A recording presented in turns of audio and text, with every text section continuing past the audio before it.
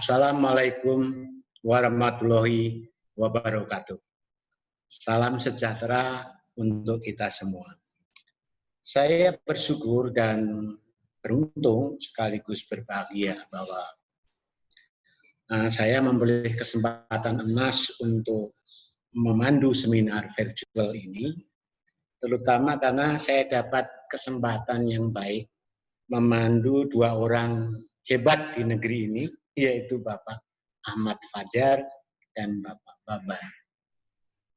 Nanti Bapak Ahmad Fajar akan menyampaikan digital banking pada masa sekarang ini, masa pandemi, dan juga pasca pandemi. Jadi Pak Ahmad Fajar dan kita semua juga optimis bahwa pandemi akan berakhir.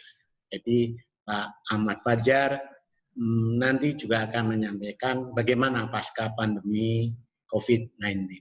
Kemudian Bapak Babay akan menyampaikan pengembangan banking di Bank DKI, ya, banking di Bank DKI untuk optimasi layanan di masa COVID-19 ini.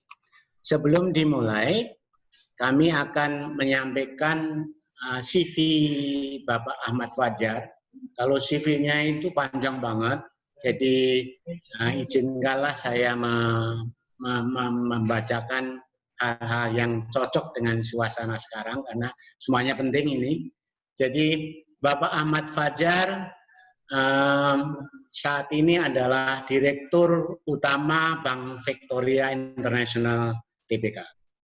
Beliaunya menamatkan sarjana ekonomi pertanian dari Bogor, Institut Pertanian Bogor pada tahun 88. Kemudian memperoleh magister keuangan, program magister manajemen di Universitas Padjadjaran Bandung. Predikatnya luar biasa, yaitu cum laude. Kalau melihat beliau ini itu masih sangat muda usianya, tetapi ilmunya sudah tua, karena beliaunya berkarya di bidang perbankan itu selama 29 tahun. Jadi beliaunya mengawali karir di Bank Bumi Daya sebagai analis mengelola pengembangan jaringan kantor, dan kemudian banyak berkecimpung di bidang treasury sebagai foreign exchange dealer, money market dealer, corporate sales, dan sebagainya. Dan saat BBD Bank Bumi Daya merger dengan menjadi Bank Mandiri, beliau bergabung dengan Treasury Group PT Bank Mandiri Persero. Nah, setelah menyelesaikan tugas belajar di tahun 1999, jabatan terakhir di Bank Mandiri adalah Vice President sebagai Head of Fixed Income dan Capital Market Treasury Group. Kemudian pada tahun 2008 hingga Desember 2013, Pak Ahmad Fajar menjabat sebagai Direktur Treasury dan International Banking di PT Bank Mutiara Tbk, kemudian menjabat sebagai Direktur Utama Bank Mutiara Tbk sejak 2015 sampai 2016. Kemudian beliaunya menjabat sebagai Direktur Utama PT Bank Trust Indonesia Tbk. Jadi melihat pengalamannya luar biasa. Kemudian beliau menjabat sebagai Komisaris PT Bank Trust Indonesia Tbk sejak 2016 sampai dengan 2018. Dan beliau bergabung di PT Bank Victoria International Tbk sebagai Direktur Utama berdasarkan Akta Rapat Umum Pemegang Saham yang berlangsung tahun 2018. Kemudian Pak Babay, sekaligus kita sampaikan, ini beliaunya menjabat sebagai Direktur Kredit UMK dan Usaha Syariah, yang sekaligus beliau menjabat sebagai Direktur Keuangan Bank DKI. Pendidikan beliaunya sarjana ekonomi pertanian dari Universitas Gadjah Mada tahun 1997 dan memperoleh master di bidang manajemen bisnis dari International University of Japan pada tahun 2011. Bapak Ibu yang saya hormati, Bapak Ahmad Fajar nanti akan menyampaikan digital banking pada masa sekarang ini dan masa pasca pandemi COVID-19. Yang akan dibicarakan banyak hal, jadi kita beruntung bisa belajar menimba ilmu dari Pak Ahmad Fajar yang pengalamannya segudang, ya, yaitu nanti akan menjelaskan tentang market penetration dari katakanlah mobile phone sampai dengan media sosial user. Beliaunya akan menyampaikan bagaimana sih konflik 19, bagaimana people spend their time ya di masa pandemi ini, dan bagaimana COVID-19 ini as a driver of change untuk consumer behavior di banking industry. Dari sini beliau akan menyampaikan bagaimana peningkatan transaksi digital yang dipicu oleh adanya pandemi ini. Nah, di kesempatan yang selanjutnya beliau akan menyampaikan bagaimana sih untuk memberikan gambaran bagaimana evolusi di perbankan sejak tahun 80-an sampai sekarang, dan kemudian menggabungkan revolusi industri 4.0, kemudian revolusi digital, ya, dari katakanlah single channel menjadi multi channel, dan sekarang itu menjadi omni channel, ya. Jadi channelnya banyak banget. Kemudian menyampaikan tantangan bank ke depan, ya, dan tantangannya itu saya rasa menjadi semakin besar dengan adanya fintech. Ya. Kemudian Bapak Ahmad Fajar juga berkesempatan menyampaikan pengalaman beliau bagaimana melihat traditional banking versus digital banking, dari online banking menjadi digital banking, ya, dan arah transformasi digital banking. Kemudian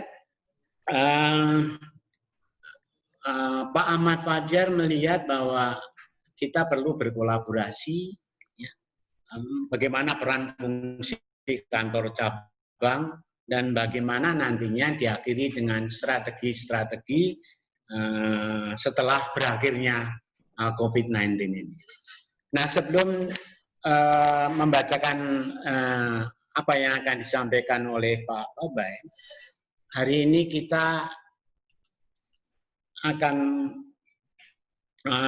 berkenalan langsung dan akan melihat bagaimana Bapak Rektor Perbanas Institute berkenan memberikan sebuah pengantar pembukaan untuk acara ini. Oleh karenanya, Pak Hermanto mohon berkenan untuk membuka acara ini secara resmi sebelum dilanjutkan. Silakan Bapak. Ya, terima kasih moderator kita sore hari ini.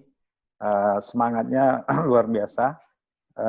Selamat sore, Assalamualaikum warahmatullahi wabarakatuh.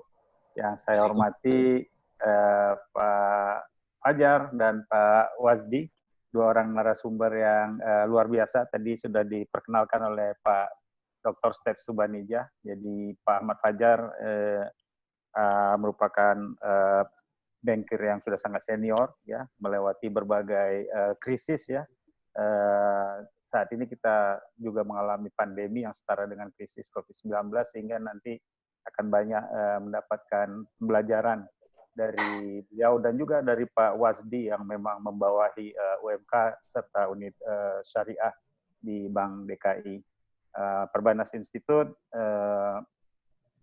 sangat mengapresiasi kehadiran atau berkenannya kedua beliau ini untuk memberikan knowledge sharing kepada kita semua, pengetahuan maupun pengalaman empiris yang tidak semuanya tentu ada di buku teks, ya.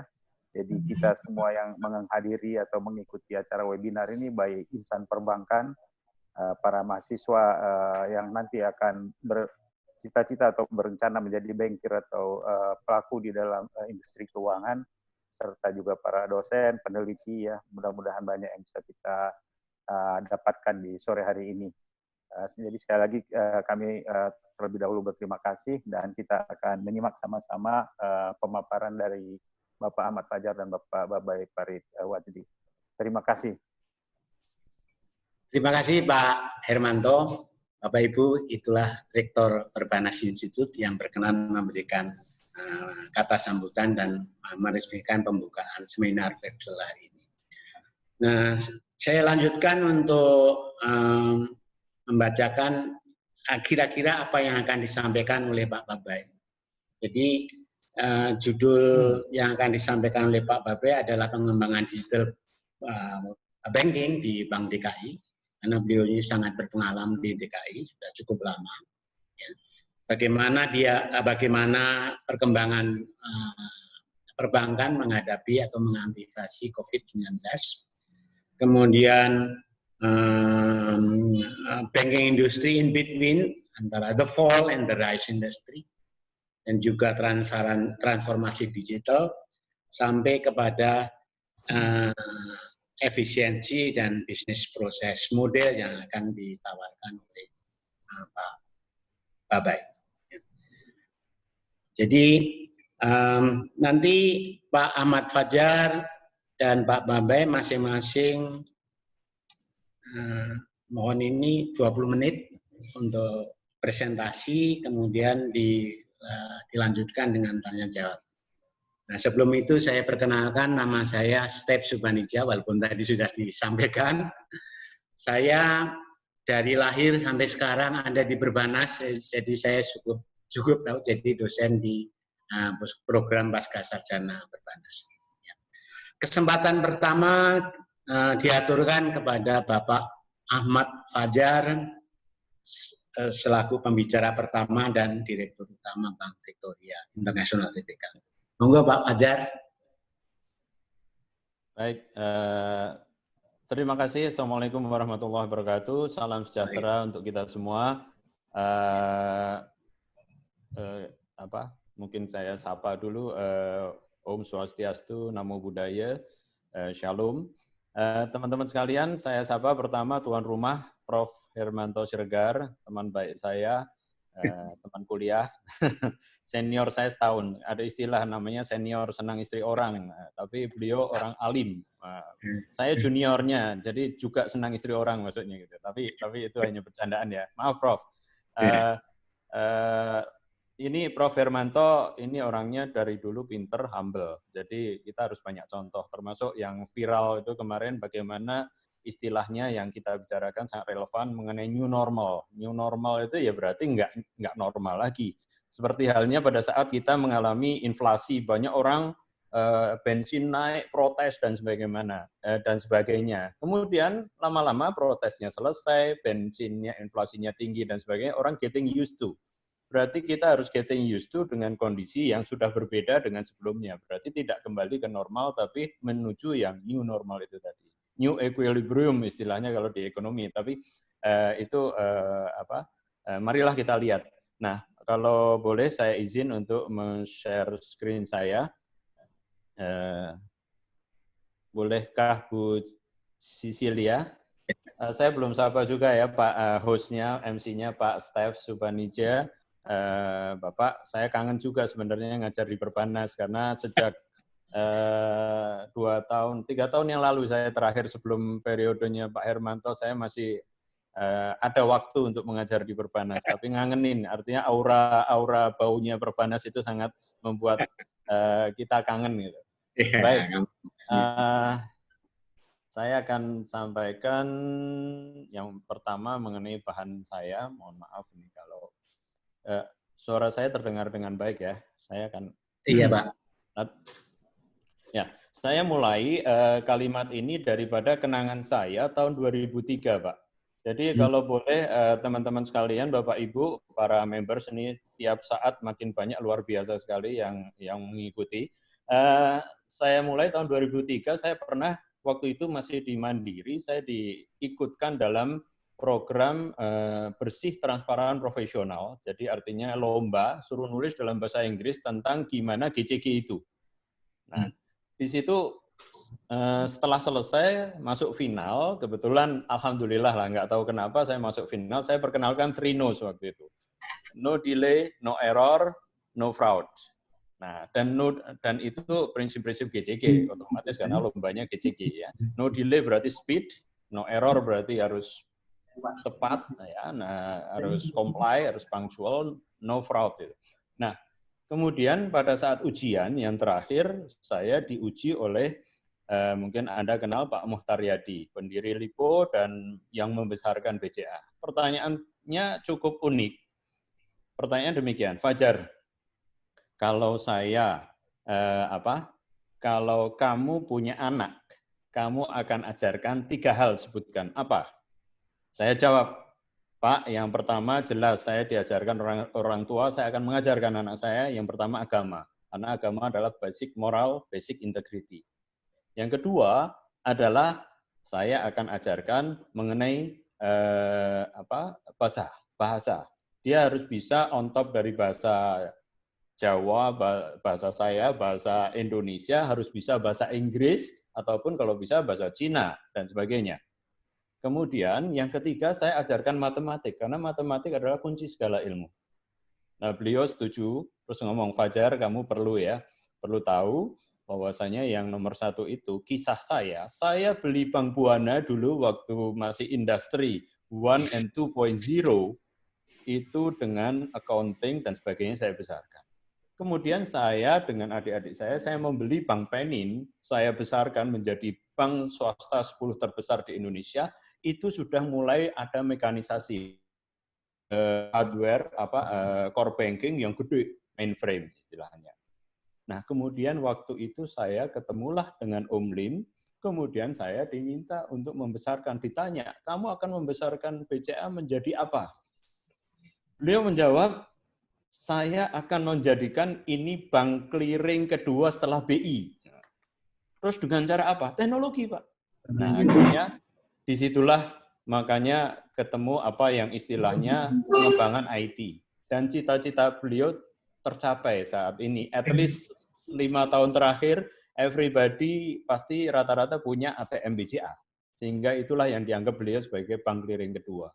Artinya apa? Electronically, secara IT base itu digitally, itu berkembang lebih duluan, dan beliau berhasil membesarkan BCA. Itu adalah kenangan saya dengan beliau. Baik, jadi kalau kita lihat populasi di dunia ini sekarang ini, total population ada 7,77 miliar, kemudian yang mempunyai mobile atau phone user itu ada 5,16 miliar. Jadi bayangkan pertumbuhan terakhirnya itu kurang lebih 66% daripada penduduk itu memiliki ini. Kemudian di antaranya itu mereka menggunakan mobile phone-nya bukan hanya mobile untuk menelpon dan SMS saja, tapi sudah dikembangkan dengan internet yang ada di dalamnya, internet user. Nah, ini adalah contoh angka-angka saja, nanti Bapak bisa lihat dari materi saya.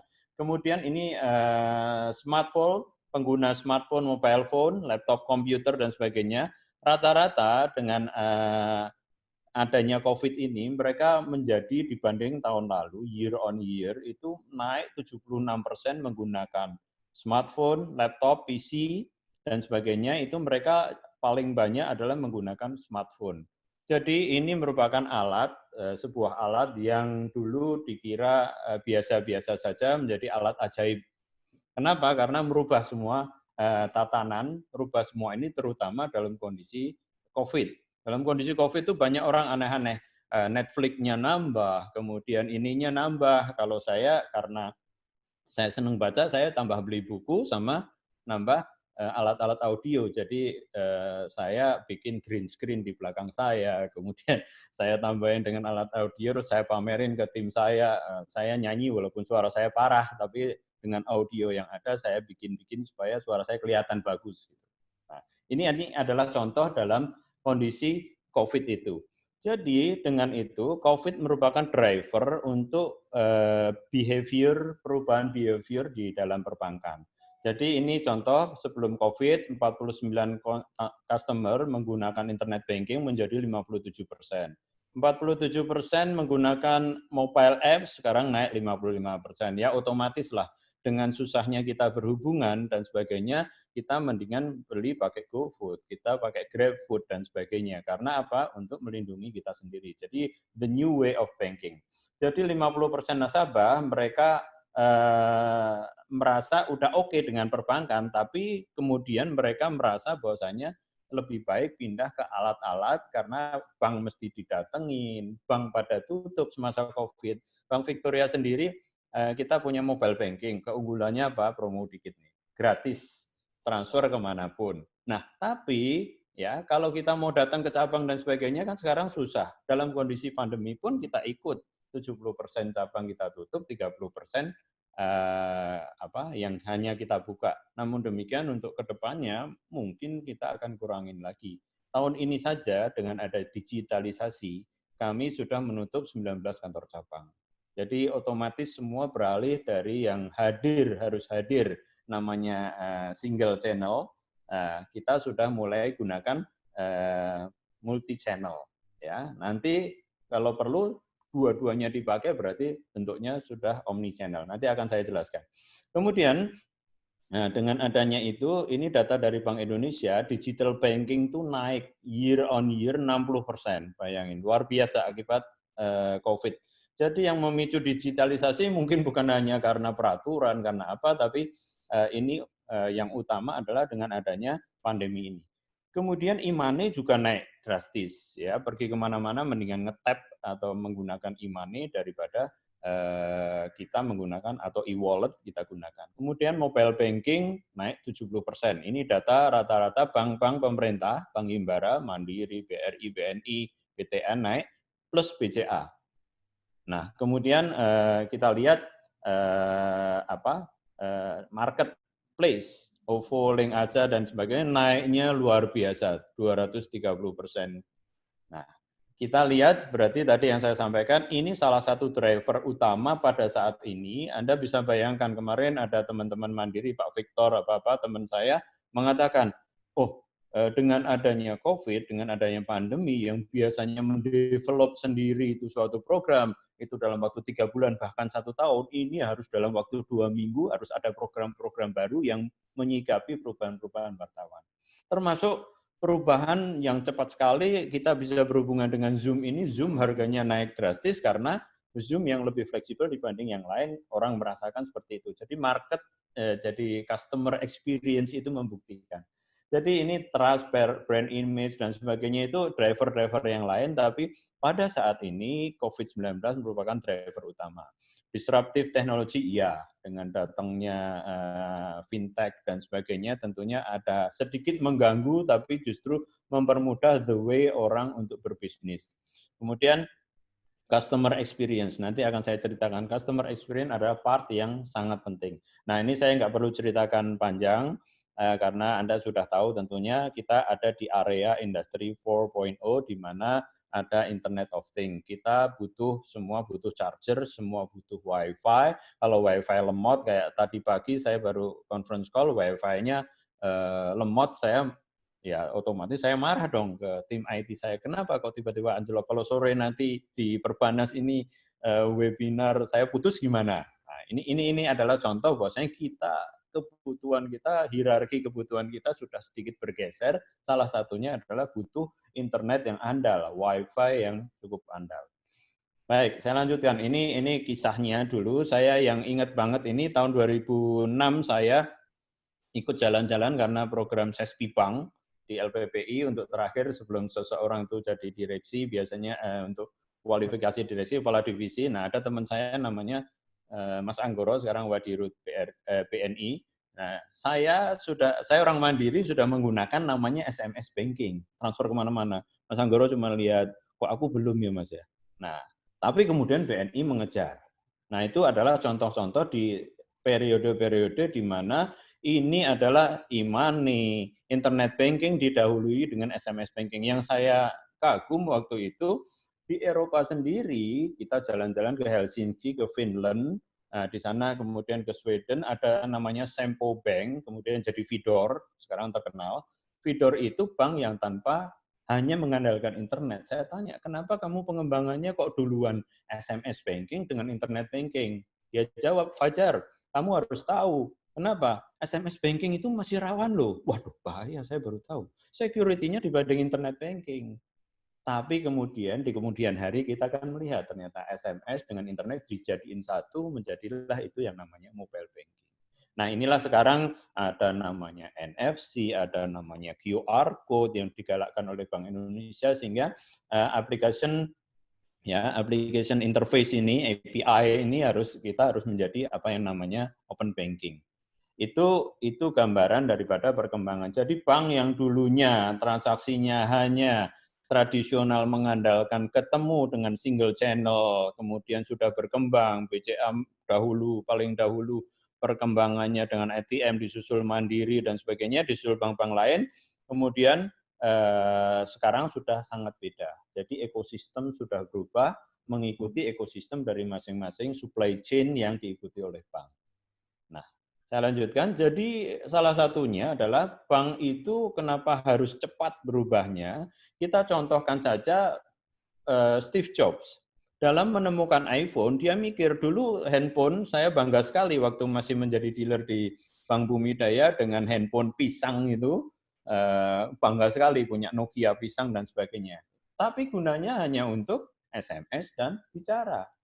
Pemikiran radikal pertama kali ini menggabungkan antara SMS, kemudian suara, kemudian fungsi internet ada di situ, dan fungsi mendengarkan iPod. Makanya iPod hilang, digabung menjadikan suatu apa yang namanya iPhone.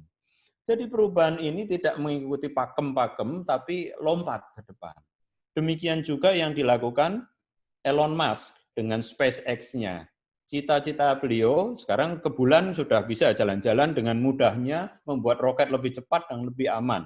Nah, SpaceX. Jalan-jalan cita-citanya beliau segera kita mendarat di Mars. Cukup orang-orang swasta bayarnya yang 90% lebih murah daripada biaya untuk pembuatan roket bolak-balik ke bulan itu biayanya yang dibikin Elon Musk, betapa efisiennya. Jadi ini merupakan lompatan-lompatan yang dilakukan. Nah, saya akan sampaikan sedikit video, semoga terdengar. Mungkin ini oleh pakarnya Banking 4.0, Brad King.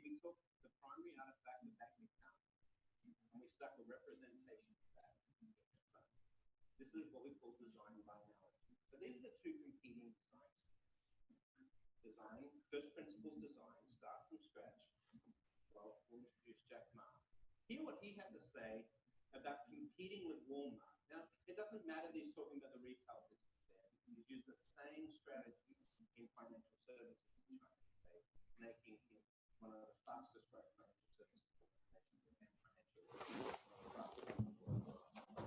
And hear what he said about competing with Walmart. It can be big. Alibaba competed with Walmart in a couple of years. So I said, only 2 years will be bigger than Walmart. So y'all made it a little bit. We're going to make a bet back. 10 years will be bigger than Walmart. And it's still, because you want to have 10,000 beautiful things with hours of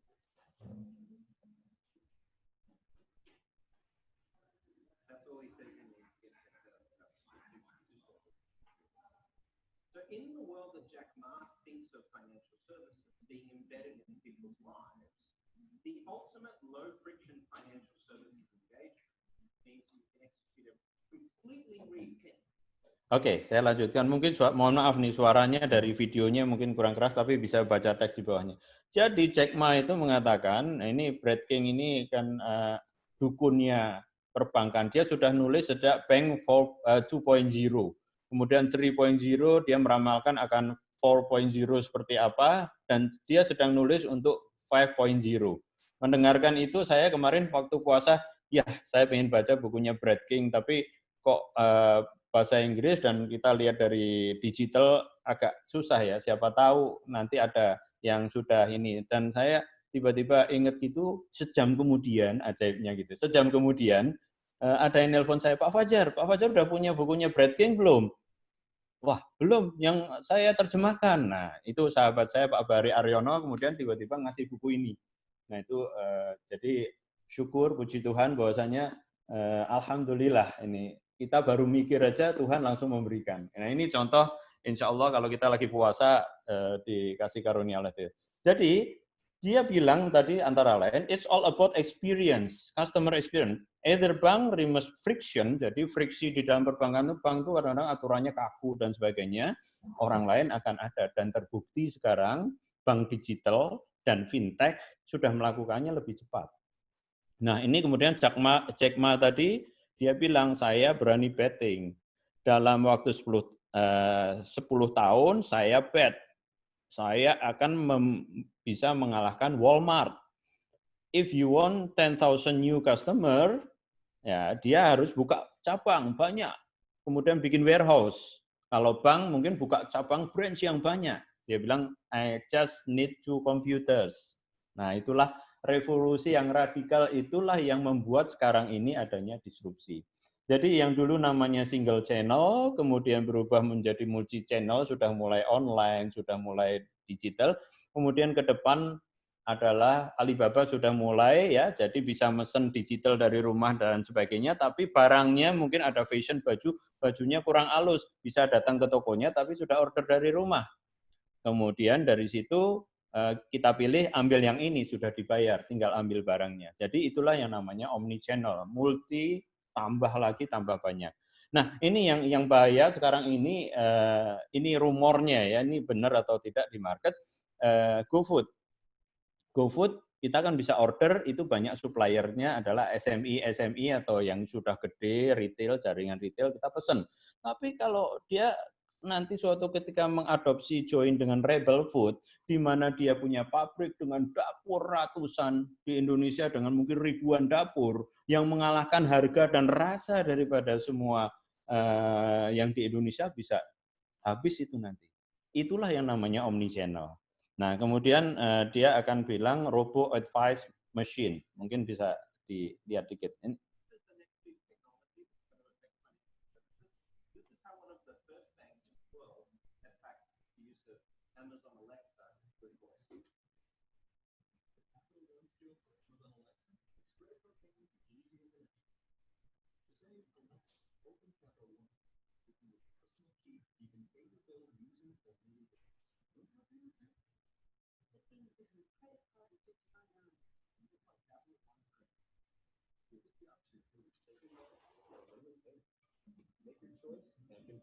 The confirmation code will appear on the Capital One Skill card in your Alexa app once the payment has been made.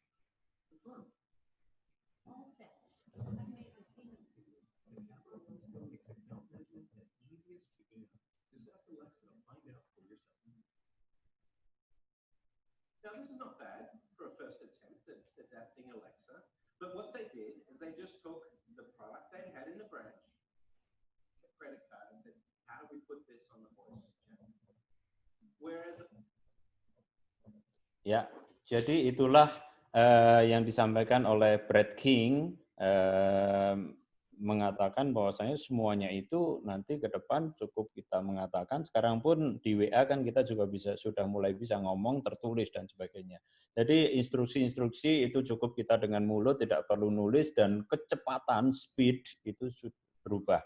Itulah kenapa kemudian ada yang namanya challenger banks, atau namanya kan kita kalau perbankan melakukan digital banking. Kalau ini adalah challenger banks atau neo banks atau digital banks. Nah, di Indonesia sekarang sudah ada, nantinya ada yang kemarin namanya Bank Jago, Mbak Anika kemarin sudah present di Perbanas, kemudian ada Bank Royal dan beberapa bank lain yang kemudian bertumbuh akan bersaing dengan ini. Nah, banknya Brad King itu tadi namanya Moven. Moven ini di Amerika sangat terkenal nih Moven. Kemudian di tempat-tempat lain saya yang kenal ini Fidor. Fidor ini dari aslinya Jerman, tapi mereka ada di Sweden, ada di ini bank yang tanpa cabang, yang tanpa ini basicnya dulu adalah internet. Nah sekarang sudah cukup terkenal. Jadi ini kalau kita lihat kuadrannya ada yang namanya embryonic, ada pionirnya, tapi ini yang paling maju, Monzo di Inggris ini cukup maju dan sebagainya, WeChat Bank dan sebagainya itu sangat pesat sekali perkembangannya. Jadi itu yang mungkin mendisrupsi ke depan bahwasanya cabang dan sebagainya itu makin dibutuhkan akan berkurang dengan sendirinya. Jadi bank-bank sudah banyak yang mengajukan planning penutupan pengurangan cabang karena transaksi sudah mulai pindah dari transaksi yang tradisional ke digital. Makanya kita lihat top reason daripada consumer adopt itu adalah easy to set up, atraktif, jadi mudah, murah. Nah, mudah, murah, accessible, ya. Kemudian menimbulkan adalah experience-nya better. Nah, ini adalah pilihan-pilihan memilih bank digital itu rata-rata yang di dunia. Ini contoh-contoh di dunia ada namanya Current Bank, itu N26, itu semua modelnya bentuknya gampang dilihat, gampang ditransaksikan, terus gampang menggantikan yang namanya debit card dan credit card. Nah, cukup dengan QR code, NFC, atau cukup dengan suara saja sudah bisa memindahkan rekening. Nah, ini jadi teman-teman, ini yang paling penting Bapak Ibu sekalian adalah customer journey. Kalau dulu traditional bank adalah kita harus datang ke branch, kemudian meet several banks dan sebagainya, wait for decision untuk minta kredit, kemudian masih tradisional, sekarang cukup dengan customer onboarding-nya menggunakan handset dan sebagainya sehingga semuanya berubah. Jadi semua yang dipentingkan adalah tadi yang Pak Muhtar Yadi katakan, kamu harus jago bukan cuma di matematik karena tidak mekanikal lagi, kamu harus jago di IT-nya, coding-nya dan sebagainya. Ya, kita beruntung lah kita punya Pak Menteri sekarang sudah anak milenial yang arahnya ke IT based. Nah, ini contoh-contoh aja bisa Bapak lihat traditional bank seperti apa, harus branch network-nya banyak, kemudian kalau ini lebih ke kerjasama dengan community, marketplace, di mana ekosistem bank itu berada. Nah, ini online digital banking mungkin bisa dibaca sendiri. Nah, ini yang salah satu yang penting, bank ini bagaimana menyikapi ke depannya, bank harus berada, mampu menjadi fasilitator daripada customer ekosistem maupun partner-partner mereka di dalam ekosistem. Misalkan marketplace, Tokopedia dan sebagainya, pasti di situ sudah ada banknya, ya. Kemudian Shopee dan sebagainya, Anda menjadi bank pembayarnya. Dan itu pun, misalkan Anda bayar pakai Mandiri atau pakai BCA, itu kan step kedua. Step pertama pasti Tokopedia ada OVO-nya, kalah kan kita sama e-wallet-nya mereka gitu. Jadi inilah yang merupakan hal walaupun jumlahnya masih dibatasi hanya 2 juta rupiah, tapi kalau dibebasin sama OJK bayangkan nanti persaingan besar-besaran. Nah, mau tidak mau bank itu harus berada di ekosistemnya marketplace. Kenapa harus jadi banknya di sana? Karena ujung-ujungnya pembayarannya ada di bank. Untuk itu, bank harus punya interface antar muka, punya API-nya itu yang terbuka untuk seluruh sistem. Sistem ticketing, Traveloka, sistem kesehatan, sistem sosial, dan sebagainya, semuanya bank harus berada di antara ekosistem ini dan harus paham ekosistem kita berada. Misalkan kita mentargetkan suppliernya Matahari atau suppliernya Hero Supermarket. Nah, supply chain-nya harus kita pelajari sampai end to end. Nah, itulah yang harus dipelajari supaya bank memberikan fasilitas, misalkan bill discounting, kemudian fasilitas-fasilitas yang mudah. Dan demikian arah transformasi digital banking yang seakan-akan sekarang harus ada data center, back office platform, front office platform, ke depan ini sudah mengarah, kita sudah bertransformasi ke fintech dan sebagainya, kerjasama, kemudian kita yang lebih agile, lebih mudah untuk berubah, mengadaptasi dan sebagainya. Sehingga bank ke depan prediksinya adalah mengelola ini, ekosistem manajemen, identity, security, API, dan sebagainya, service ini harus kerjasama dengan fintech maupun ini. Misalkan fintech itu kan lebih tahu dengan big data maupun artificial intelligence-nya bisa tahu machine learning. Sementara bank kan susah kalau mengadop seperti itu. Belum kalau harus ke regulator. Nah, ini kira-kira in the future, bayangannya ada SAS, itu saya jelaskan mungkin sedikit ya. Nah, ini yang harus di-manage oleh bank sendiri biasanya. Kalau IaaS itu infrastrukturnya, kemudian ini platformnya, ya platform bank dimasukkan ke sana, atau kita punya platform sendiri untuk pembayaran pajak dan sebagainya. Kalau ini apps-nya. dan sebagainya. Jadi software application-nya. Jadi di sini yang bank masih harus berperan itu security harus, aplikasi dan sebagainya harus di-develop, beberapa harus di-develop sendiri dan database. Yang bisa di-outsource ini bisa menggunakan vendor. Nah, kemudian ini contoh kemarin Mas Adrian itu dari Investri, contoh bahwasanya kolaborasi antara bank dengan fintech itu apa? Kita bisa baca bahwasanya ada inovasi punyanya fintech, kemudian fintech sebagai customer. Nah, contohnya BRI, Mandiri dan sebagainya sudah bekerja sama dengan fintech untuk memberikan lending kemudian atau investment ke mereka, kemudian dia ngasih ke nasabahnya. Nah, ini contoh kolaborasi antara bank dengan fintech. Kemudian ini contoh lagi kemarin Pak Kaspar, teman saya dari BRI, mencontohkan, nah ini ada kerjasama. Jadi mereka core banking-nya digitalisasi, ada agen Briling ini untuk inklusi keuangan dan sebenarnya BRI Mobile. Kemudian digital ecosystem, dia bekerja sama dengan beberapa ekosistem termasuk di dalamnya peer-to-peer ini kerjasama. Nah, kemudian pembayaran LPG, kemudian ada Indonesia Mall dan sebagainya. Jadi di situ dia bekerja, bank ada di dalam ekosistem. Kemudian mungkin di sini ada Ceria dan sebagainya punyanya BRI, mereka menggunakan big data dan sebagainya sudah seperti platform yang namanya tadi Challenger Bank yang di-backup oleh bank sendiri. Mungkin Bank Royal ke depannya dan sebagainya dibentuk oleh BCA seperti ini. Ini produknya BRI ada Ceria. Nah, ini contoh yang datang ke mobile channel, ini Pak Suwiknya kemarin sampaikan di BCA itu berubah dari datang ke cabang 17%, sekarang tinggal 23%. Kemudian 75% sudah menggunakan digital channel. Jadi mereka Bank Sentral Asia event cabangnya banyak, mau nggak mau, tapi transaksinya sudah 75% digital, walaupun in terms of amount mungkin masih 50-50. Nah, kemudian bagaimana perang fungsi kantor ke depan ini menurut BCA? Dengan new ecosystem itu, future branch mungkin bentuknya lebih ini, mereka sudah mulai omni-channel. Dari rumah kita sudah mulai melakukan transaksinya, ambil ATM, hitungannya di rumah, lihat ATM langsung tinggal nge-tap, duitnya keluar. Jadi tanpa menyentuh apapun kecuali duit yang kita ambil.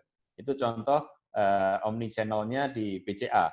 Kemudian ini menggunakan PC dan sebagainya, kita cukup talking dengan PC, dengan chatbot dan sebagainya. Kemudian Internet of Things, sehingga staff-staff itu tinggal merupakan orang-orang channelnya. Makanya co-working space akan makin banyak, cabang ditutup, tapi orang-orang cabangnya mungkin dipindahin ke co-working space. Otomatis ya jumlah orang pasti akan berkurang. Ini menurut BCA in the future, kantor cabang, peran kantor cabang ke depan pasti akan berkurang karena akan digantikan banyak secara digitalisasi internet. Nah, kemudian ini teman saya Pak Victor menyampaikan, ayo digital banking enough, dilihat aja. Dan salah satu yang saya sorotin, kita harus berubah. Talent yang direkrut itu harus juga pintar satu Internet of Things itu. Itu di samping orang yang jago bank, tapi harus bisa cloud computing, artificial intelligence, machine learning, dan security. Nah, itu salah satu yang kita harus cara ke depan. Ini Pak Prof. Senior saya Pak Prof. Renald Kasari menyampaikan, jadi bank harus sekarang setelah COVID harus refleksi. Kita akan ke arah bisnis recovery-nya harus bisa kembali ke mendekati yang normal, walaupun nggak bisa itu, tapi mungkin dengan cara lain. Caranya gimana? Kita harus melakukan renewing dan reinventing, mempercepat proses, mengembangkan future, meningkatkan competitive advantage. Nah, itu mau tidak mau bank akan dipaksa speeding up digital technology. Nah, itulah contohnya, kira-kira itu yang bisa saya sampaikan dengan waktu yang sangat singkat ini, menyampaikan semuanya itu. Tapi mungkin sedikit kalau boleh saya sampaikan, ini yang disampaikan kira-kira 4 tahun yang lalu, contoh internet ini, pengembangan internet ini sudah berjalan dengan baik. Mohon maaf.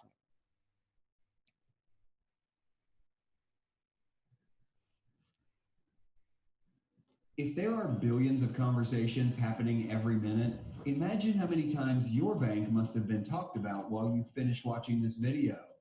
Each conversation is a business moment for you to create a memorable experience for your customers that they would want to share with others.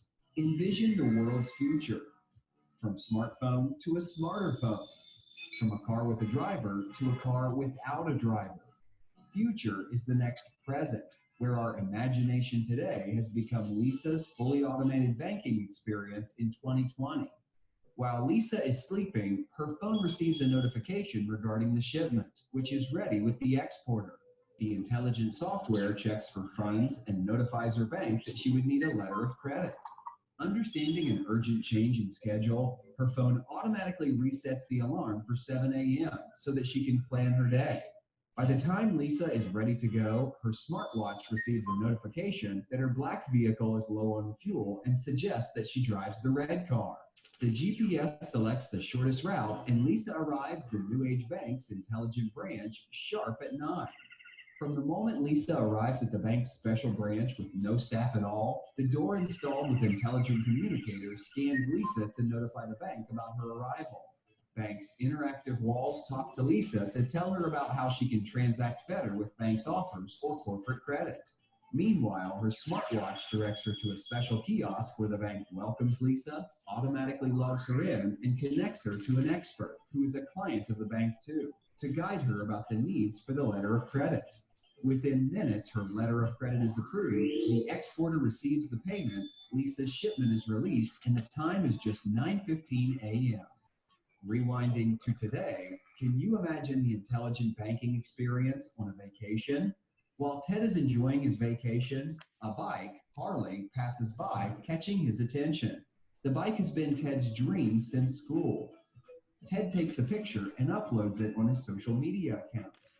Instantly, bank's intelligent software picks up Ted's interest in this bike, analyzes his post on social media, his sentiment, his conversations about the product, and after analyzing his spending patterns, the bank offers a pre-approved bike loan along with information on the best dealers around, their discounts offered, and the color options available, all on the go.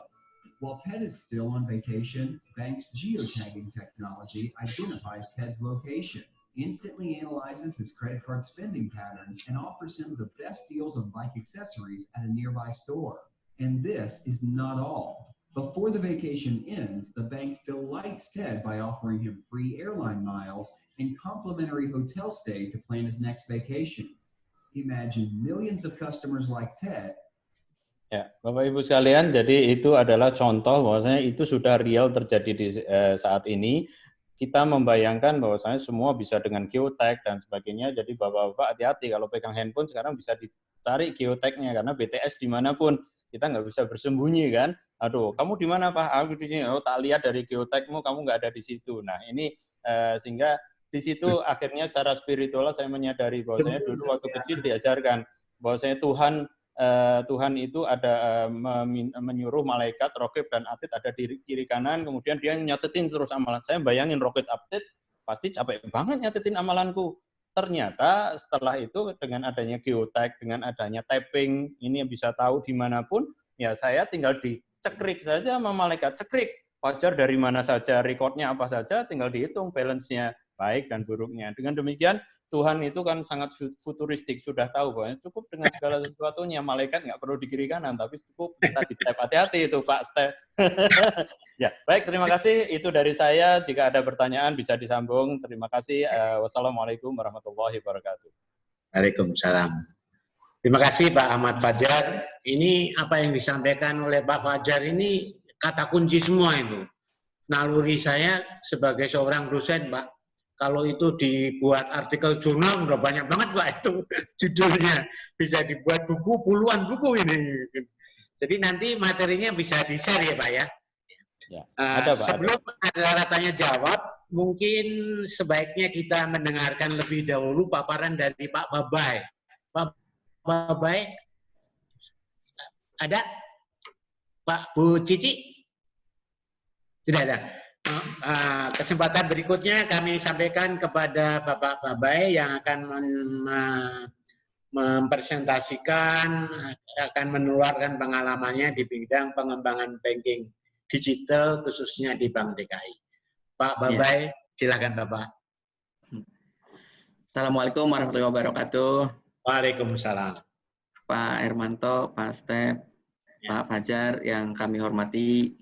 Pak Fajar ini guru saya di Treasury, Pak. Jadi waktu saya jadi dealer di Pekanbaru, Pak Fajar di kantor pusat. Ini orang pinter, Pak. Ya. Ya. Jadi senior saya di Treasury. Saya sangat bersemangat Pak Hermanto, Pak Step ya dalam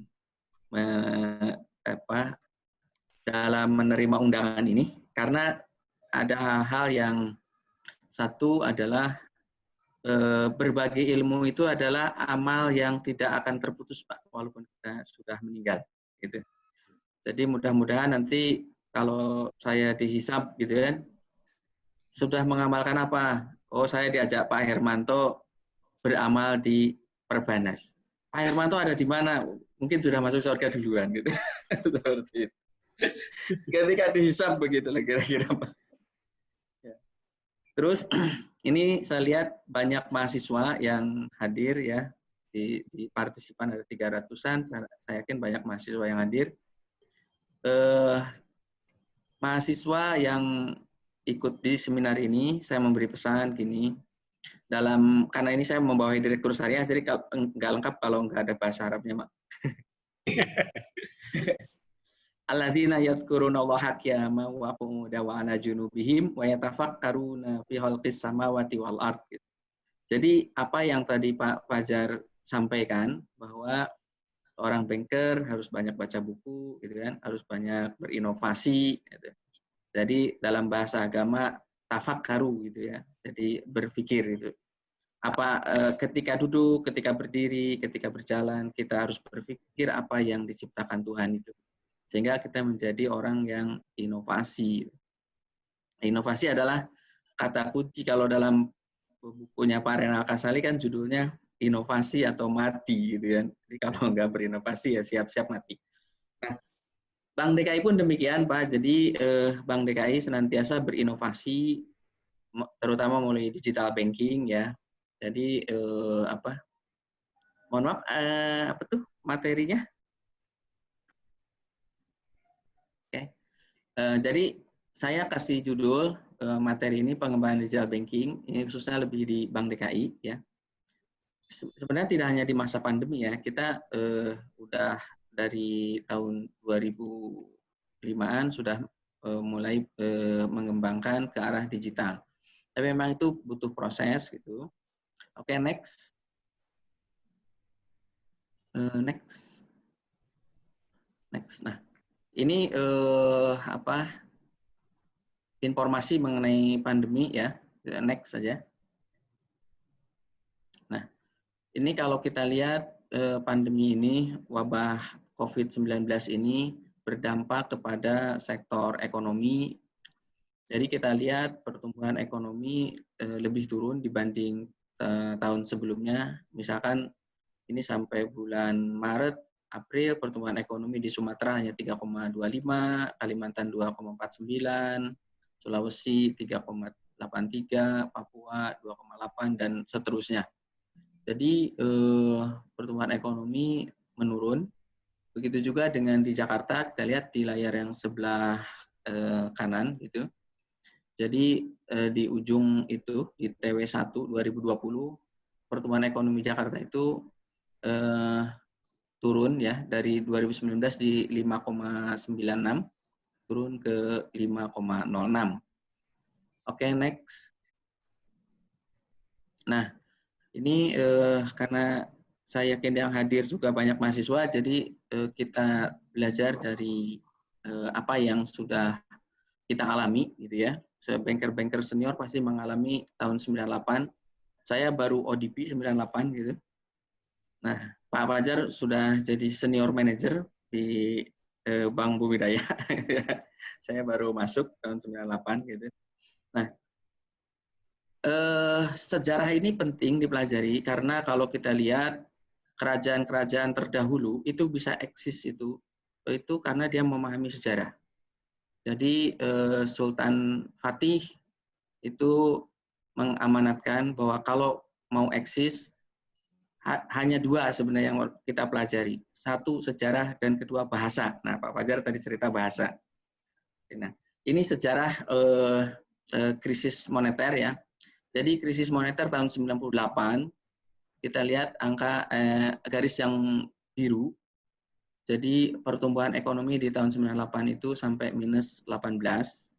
Tetapi dampaknya sesaat. Jadi kurvanya itu tajam terus langsung bisa naik lagi. Kita lihat yang kuning COVID-19 gitu ya. COVID-19 ini penurunannya cukup tidak terlalu tajam gitu ya. Jadi tadi seperti di pertumbuhan ekonomi di Sumatera masih positif, ini masih positif kayak gitu ya. Rata-rata kita masih tumbuh di angka 2,97. Tetapi kapan berakhirnya? Ini yang menjadi pertanyaannya. Karena yang terdampak pertama kali bukan sistem moneternya, bukan sistem keuangannya, tetapi adalah kesehatan manusianya. Nah, sehingga ini kapan akan berakhirnya kita masih menjadi tanda tanya. Nah, itu krisis moneter tahun 98, terus juga ada tahun 2008 kita di Indonesia tidak terlalu terdampak walaupun tetap mengalami penurunan gitu ya. Nah, terus kalau ke bawah ada grafik ke bawah itu ada grafik PMI Manufacture Indonesia itu ya. Itu juga di ujung di tahun 2000 tadinya angkanya di 5 ya, rata-rata di 5 gitu. Nah, di tahun 2020 ini itu langsung mendekati ke angka 0 gitu. Berarti juga ini selaras dengan pertumbuhan ekonomi kita yang mendekati angka 0 gitu. Nah, terus kita lihat pertumbuhan kredit ya. Ini karena baru sampai bulan April gitu. Jadi pertumbuhan kredit di perbankan yang angka yang garis biru yang garis kuning oranye gitu ya. Pertumbuhan kredit yang garis biru itu turun ke angka 5,73. Sedangkan pertumbuhan DPK masih year on year positif di angka 8. Nah, terus yang ke bawah ya, kita lihat dari sisi giro, tabungan, deposito, dan total DPK juga mengalami penurunan. Next. Nah, ini bahwa dampak COVID bagi perbankan itu berdampak terhadap resiko operasional, resiko kredit, resiko likuiditas, resiko pasar. Jadi dampak-dampak inilah yang harus kita antisipasi agar masing-masing bank gitu ya bisa tetap survive, bahkan bisa tumbuh walaupun di masa yang sulit. Jadi agama mengajarkan innamal usri yusra fa innamal usri yusra. Di balik kesulitan itu ada kemudahan. Kita sekarang dalam kesulitan tetapi sebenarnya akan ada kemudahan kalau kita mau berinovasi. Oke, next. Nah, salah satu yang kita jalan keluar dari tadi kesulitan-kesulitan itu, kita menggunakan ini sumbernya dari Inventure ya. Kita kan ada industri-industri yang jatuh gitu ya. Terus ada yang in between, ada industri-industri yang walaupun di masa sulit itu tumbuh gitu ya. Nah, bagi Bank DKI bagaimana mensupport pemerintah dan juga mensupport bisnis yang sedang tumbuh.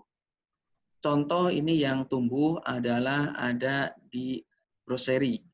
Nah, di sini kita ada Pasar Jaya.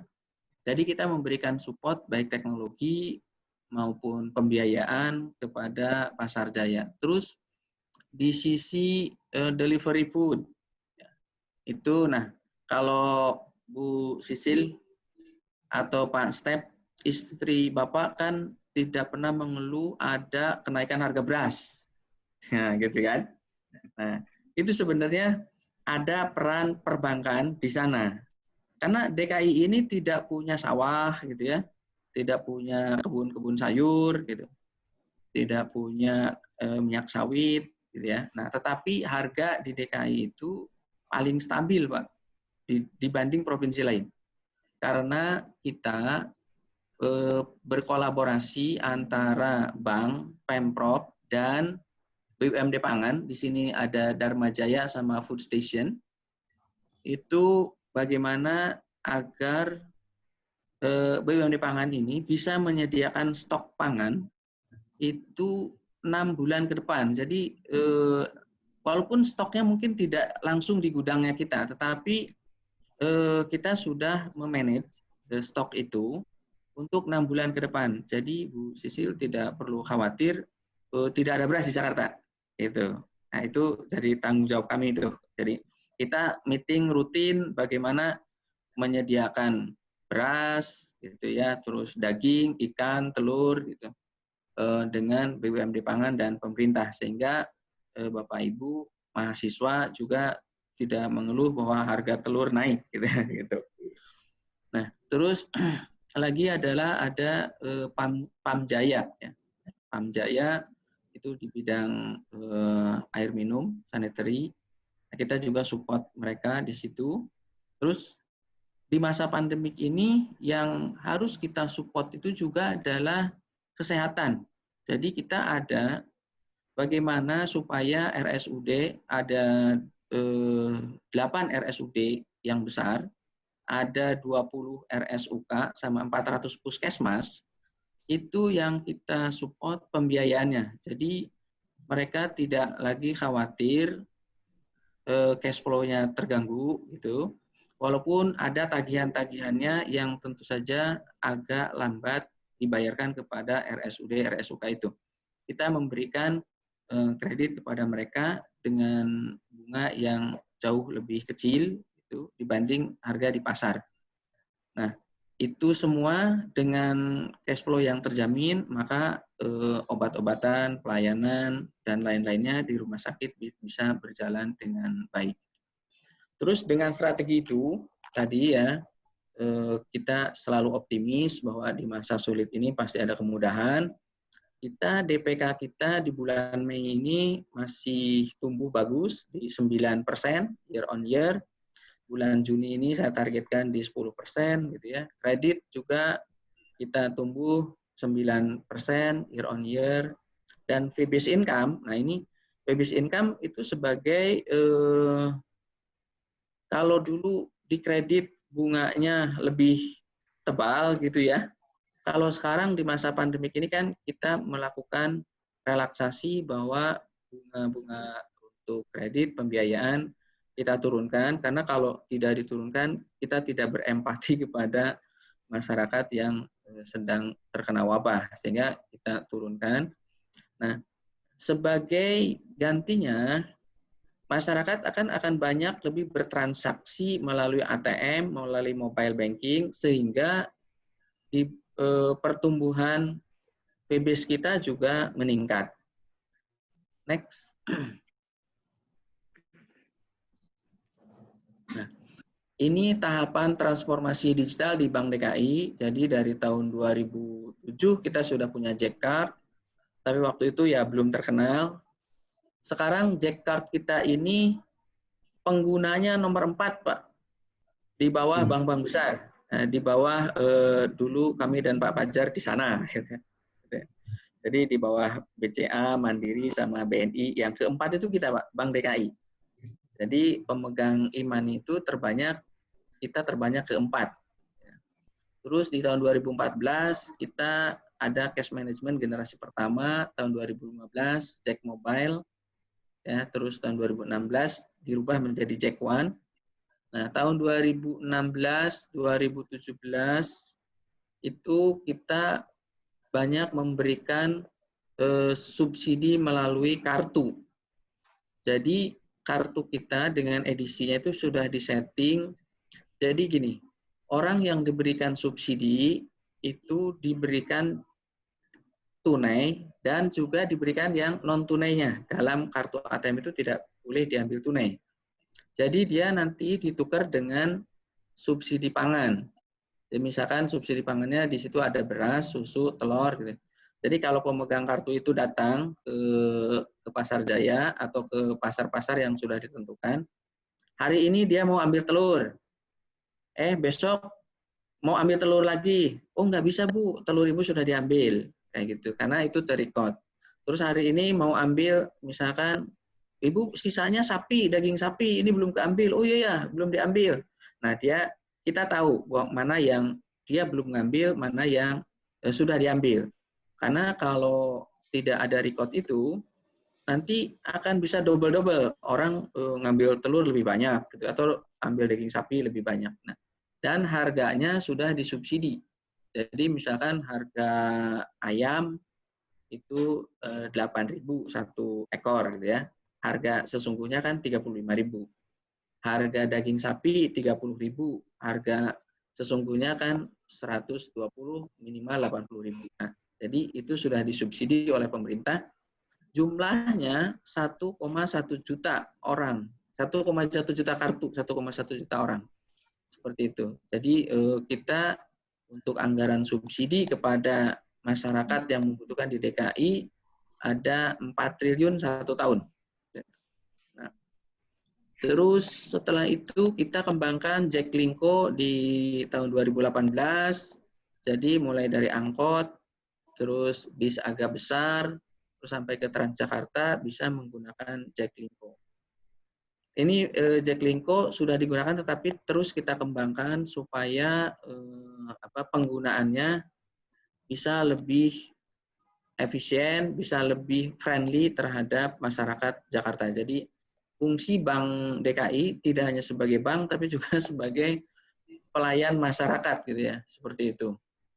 Terus tahun 2019 kita ada New Cash Management sebagai generasi selanjutnya dari cash management yang sudah ada. Hingga kita mengembangkan lagi di tempat-tempat pariwisata. Jadi kalau Bapak Ibu ke Ragunan, ke Ancol, itu sekarang sudah cashless.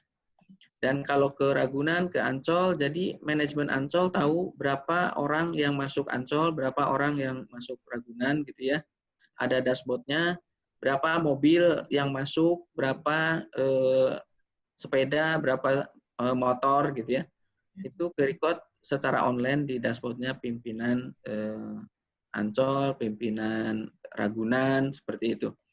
Dan itu mengurangi antri. Karena masuk Ragunan itu bisa 150.000 Pak, orang masuk Ragunan itu.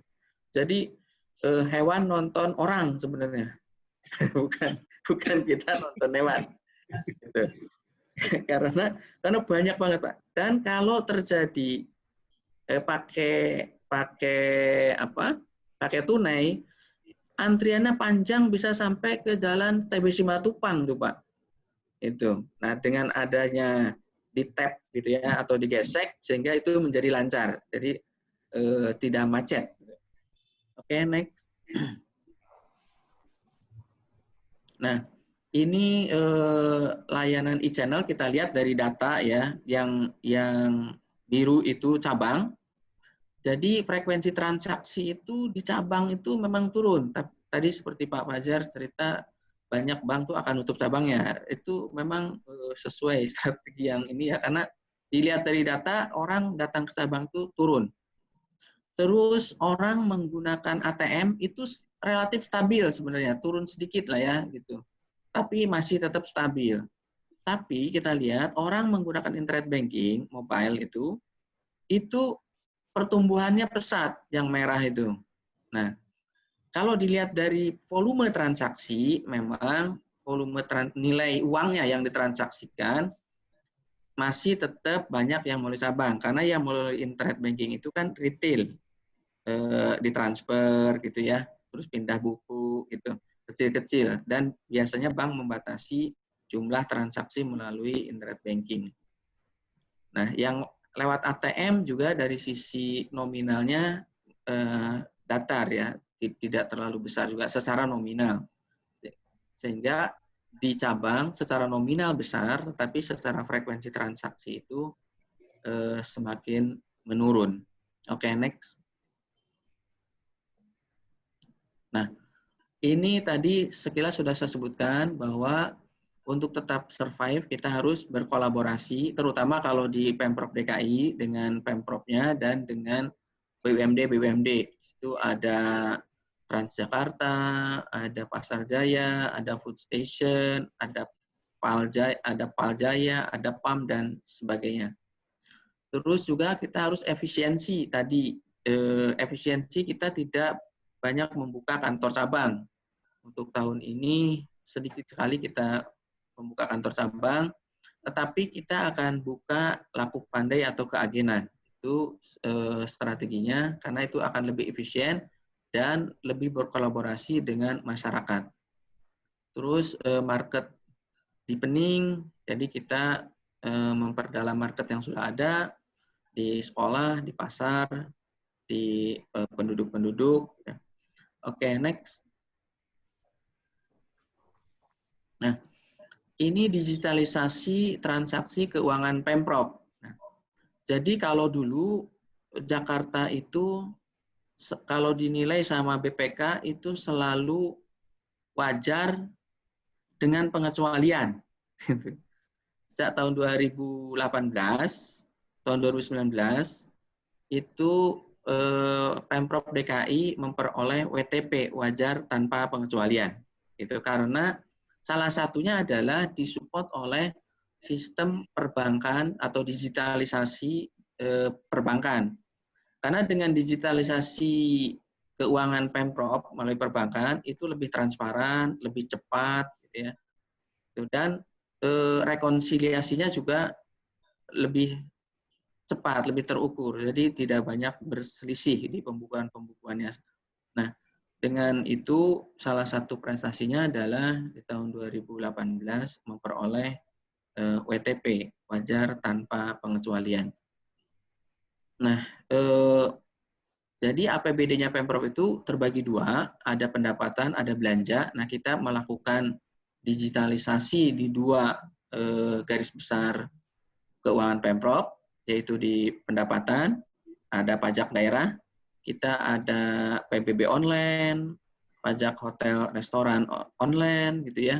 Terus retribusi, parkir, kesehatan, kebersihan, terus subsidi, tadi yang saya sebutkan di atas, ada subsidi untuk KJP, untuk yang lansia, untuk difabel, untuk ibu-ibu PKK, gitu ya.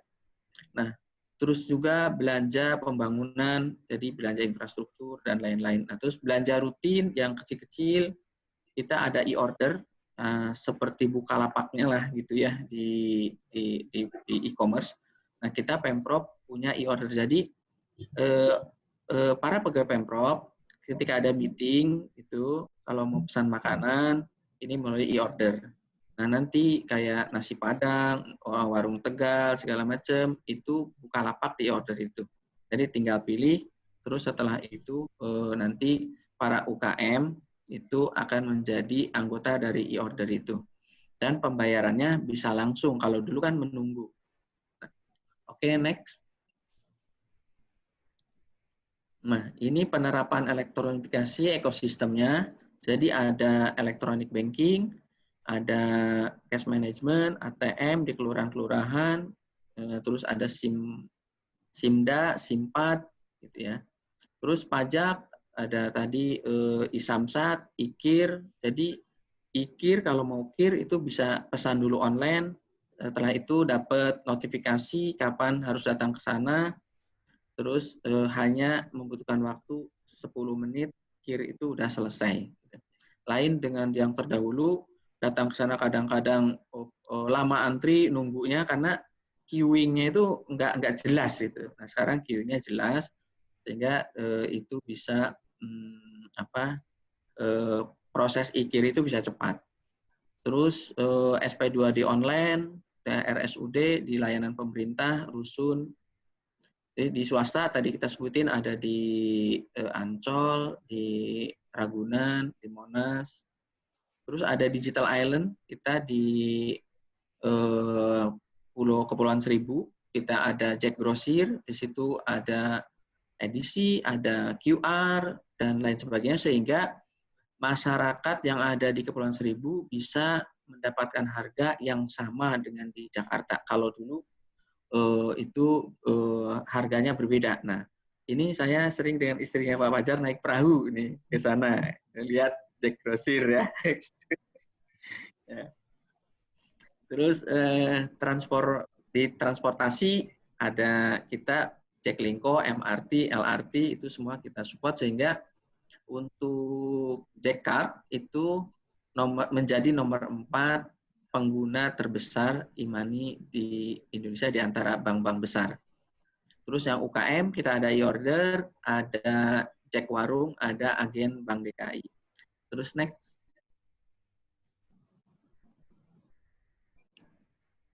Nah, ini fitur yang ada di Jack One gitu ya. Yang kuning, yang titik kuning itu sedang dikembangkan, tetapi yang tidak kuning itu sudah ada. Itu sudah ada di kita. Jadi memang kita kalau mau tetap hidup harus bertransformasi ke digital. Gitu. Sehingga kita bisa survive terus. Jadi harus berinovasi. Nah, ini fitur-fitur yang ada di Jack One. Alhamdulillah setiap hari, setiap saat lah gitu ya, kita terus berinovasi dan menyerap apa yang dibutuhkan oleh pasar. Terus next. Oke, ini tadi sudah disebutkan sinergi dengan BUMD dan layanan perbankan, kolaborasi antara BUMD, BLUD di DKI, sehingga kita Bank DKI tumbuh walaupun di masa pandemi ya. DPK kita tumbuh, kredit kita tumbuh, aset kita tumbuh, dan likuiditas kita terjaga. Oke, next. Ini tadi udah diterangkan sebenarnya sinergi BUMD ya. Oke, next. Ini efisiensi yang ini sebenarnya keterangan yang tadi ya. Jadi efisiensi dan lean business prosesnya itu kita akan banyak membuka agen-agen di pasar gitu ya, dengan tidak membuka kantor cabang atau kantor layanan, lebih kepada keagenan itu partisipasi dari masyarakat atau toko yang ada di pasar-pasar itu. Oke, next. Oke, ini market deepeningnya udah kita terangkan tadi. Next. Ya. Oke, ini ada gambar Pak Jokowi itu sedang pegang Jaklingko ya. Nah, mungkin itu Pak Hermanto, Pak Step, Bapak-bapak, Ibu-ibu dari Perbanas dan juga adik-adik mahasiswa, semangat selalu harus menjadi mahasiswa yang ulil albab dalam bahasa Al-Qur'an begitu. Tadi yang ayatnya saya sebutkan. Alladzina yadhkurunallaha qiyaman wa qu'udan wa 'ala junubihim wa yatafakkaruna fi khalqis samawati wal ardh gitu. Mungkin demikian. Terima kasih. Wassalamualaikum warahmatullahi wabarakatuh. Waalaikumsalam.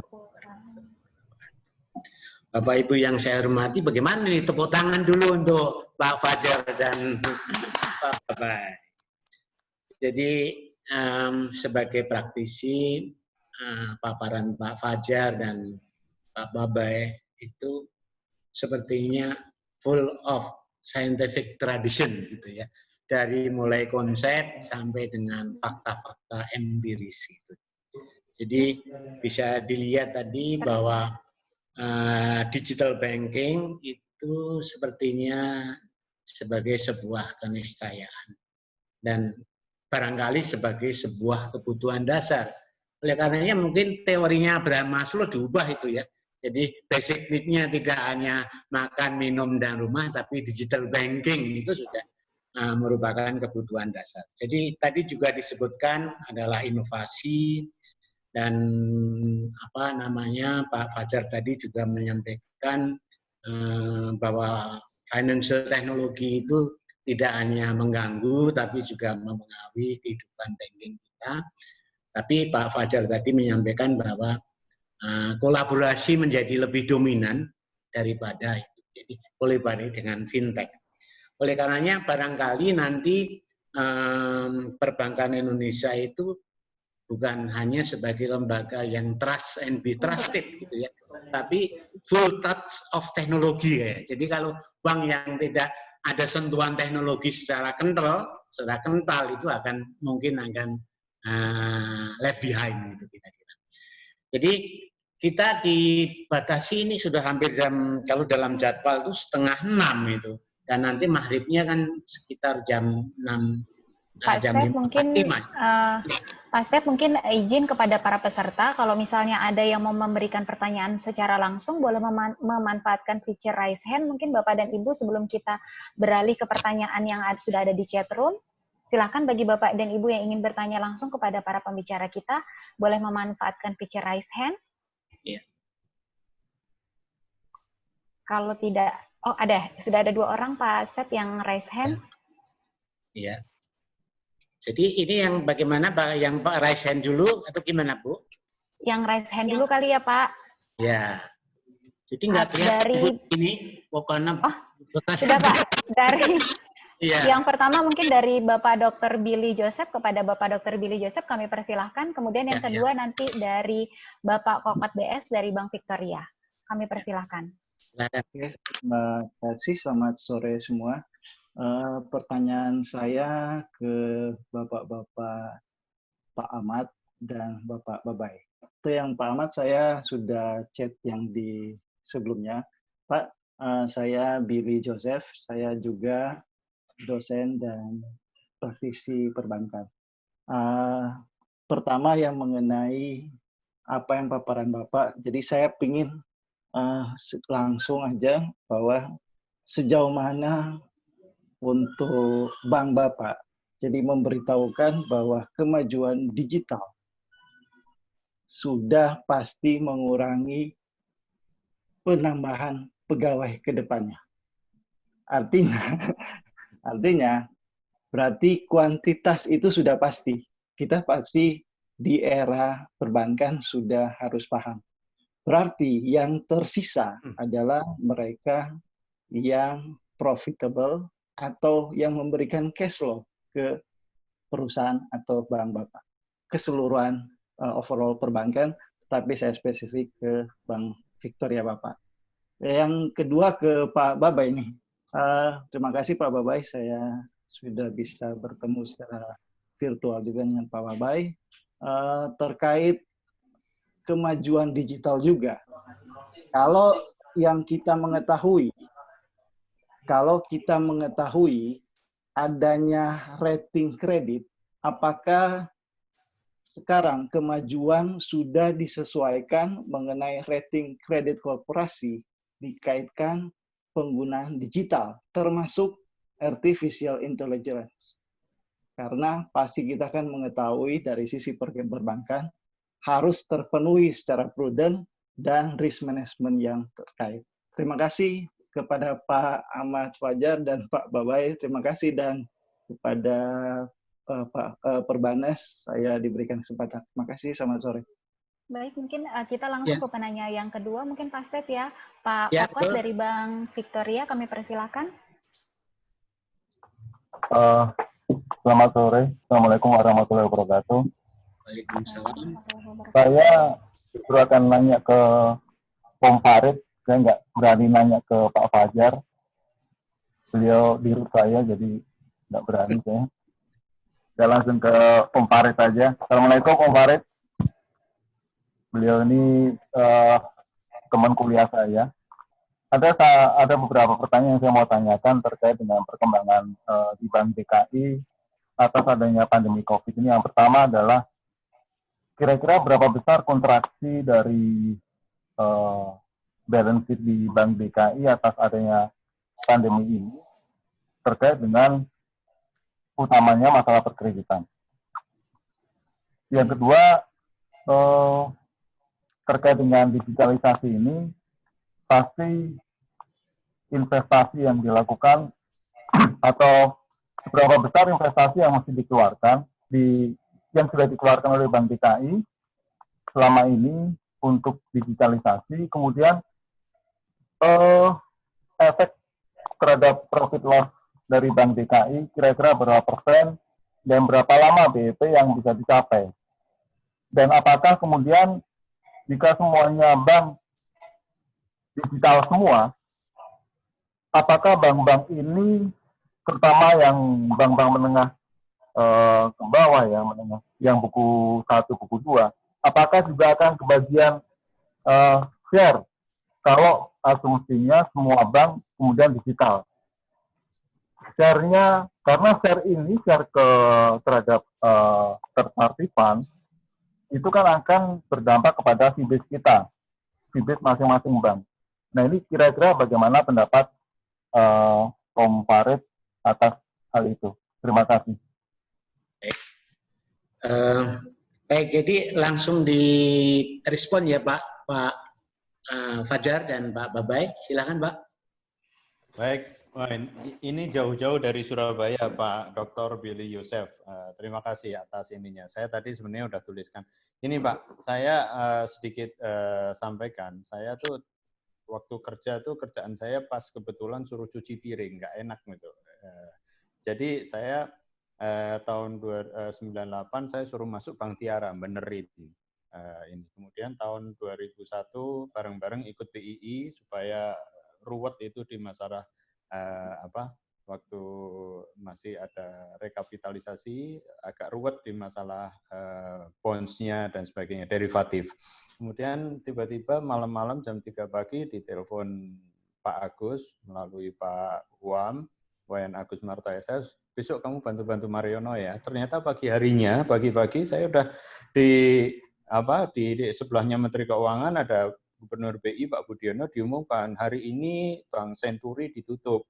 Saya tunjuk direkturnya dari Mandiri, yaitu Saudara Mariono dan Saudara Fajar. Langsung leher saya kenceng gitu. Waduh, ini saya suruh cuci piring. Tapi alhamdulillah itu jadi dulu saya di sharing session yang pertama dulu dengan Pak Rektor. Saya sudah sampaikan bagaimana dalam kondisi krisis dan apa yang saya ceritakan itu sebenarnya relevan dengan kondisi banyak krisis sekarang ini dengan lembaga keuangan dan sebagainya. Yang terpenting adalah protokol krisis. Nah, sekarang menginjak di situ saya masuk waktu saya di Senturi ganti nama menjadi Mutiara supaya indah. Kemudian Mutiara diambil alih oleh Citras, kita rubah namanya jadi Citras. Saya kena target, Fajar tolong potong cabang separuhnya. Dari 64 cabang, tinggal kurang lebih tinggal 40. Terus gimana supaya orang-orang ini mau dikemanain?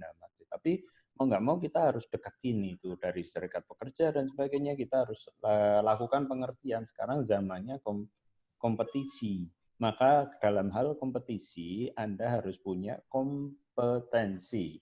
Kompetensi bahasa Inggrisnya compete and tension. Tension untuk berkompetisi. Jadi Anda harus punya kemampuan khusus supaya Anda tidak tergusur. Karena mau nggak mau ya mirip-mirip di hutan lah zaman sekarang ini. Yang nggak mampu ya pasti akan tergusur. Nggak punya inovasi, nggak punya ini akan tergusur. Jadi yang saya tekankan, jadi waktu saya masuk ke Bank Victoria pun saya seleksi, artinya teman-teman saya pengen tahu level kemampuan mereka, bukan hanya funding tapi kemampuan kredit. Nah, kemampuan kredit itulah yang saya pop up mereka, saya kasih tahu, Anda kalau mau bagus, mau tetap berada, cabang Anda DPK-nya minimal sekian, kemudian on top dari itu, Anda harus punya kemampuan khusus. Kalau Porter bilang kemampuan khusus yaitu kompetensi khusus, yaitu Anda harus mampu juga di samping funding di kredit. Nah, sekarang dengan digitalisasi, tambah lagi kan, kita harus mampu bertransformasi digital, jualan funding cukup nanti dengan alat-alat digital. Sementara Bank Victoria sedang dalam proses untuk menuju ke sana. Kita pakai konsultan, pakai apa, kita proses transformasi, baru nanti akan terlihat. Tapi yang jelas kita tanamkan kepada people kita dan sebagainya, termasuk mungkin yang ada di sini, Anda kalau tidak punya kompetensi ya siap-siap saja. Yang kita tutup, saya tahun ini lumayan banyak tutup cabang dan sebagainya, yang DPK-nya rata-rata juga rendah. Atau lokasinya sebelahan, mau tidak mau harus kita kurangi, karena ke depan transformasi harus menuju ke digital. Yang tidak digital pasti akan ketinggalan. Jadi itu Pak Billy, mungkin saya sampaikan kita kasih target, tapi jangan dibiarin aja disuruh bersaing. Pertama harus di-develop dulu. Jadi harus diingat, orang itu harus di-develop, dikasih kesempatan, baru nanti kelihatan. Yang ternyata males, yang ternyata tidak mampu dan sebagainya, otomatis yang kita butuhkan orang yang punya kompetensi itu tadi. Jadi ini pentingnya adalah bank bekerja sama dengan lembaga pendidikan, dengan praktisi untuk mengembangkan people Indonesia itu supaya jauh lebih baik. Itu mungkin jawaban dari saya. Ya, baik. Yang pertanyaan kedua untuk Pak Babai. Monggo Pak.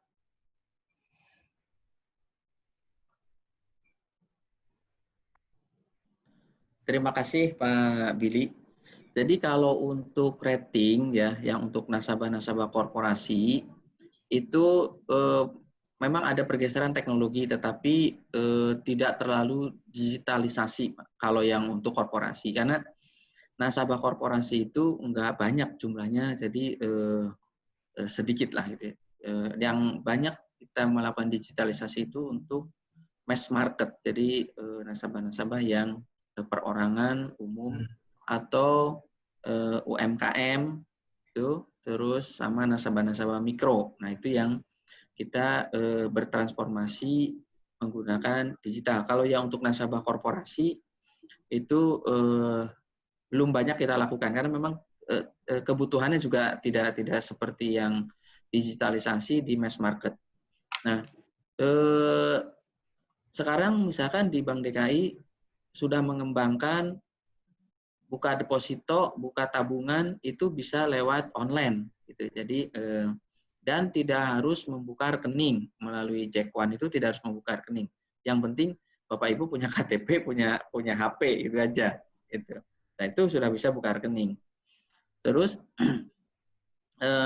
buka deposito juga sama, bisa dilakukan di HP gitu ya. Yaitu yang untuk mass market. Nah untuk pinjaman kita sedang mengembangkan untuk consumer loan itu nanti bisa meminjam lewat HP gitu. Nah di belakangnya tadi artificial intelligence-nya yang kita akan olah gitu ya. Apakah orang ini pernah nunggak, apakah orang ini bayar listriknya lancar gitu ya, bayar air minumnya lancar apa enggak gitu.